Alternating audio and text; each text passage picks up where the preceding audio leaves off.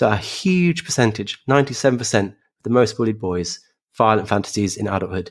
And the academics work on that paper, they hypothesize that fantasies of violence are a coping mechanism developed by boys to deal with violence to come. So these boys are being bullied so much that they develop this coping mechanism of fantasizing about violence that they never got rid of, and they carried it into adulthood, and then they became a man who fantasizes about violence. So I guess I would encourage people to not see the man who is fantasizing about violence and instead see the bullied boy behind him.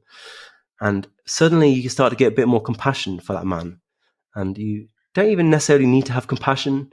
You just need to understand. Like, we can talk about these things about justifying it, but we do need to understand that some of these issues are more complex than just simple one-word catchphrases and hashtags. And the fact that we use patriarchy theory, not just to understand domestic violence, we use it to understand it's loads of different issues, such as the pay gap, as you mentioned.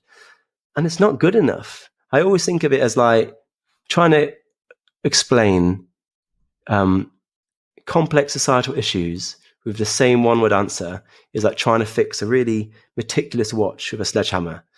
It doesn't work. It's not fine enough. You just end up making a mess. And like, we now have access to really interesting, complex economic, psychological, anthropological tools that can help us understand the pay gap, for example. And we should start using them rather than just falling back on these antiquated, regressive, very divisive, and extraordinarily vague words that are just not good enough anymore.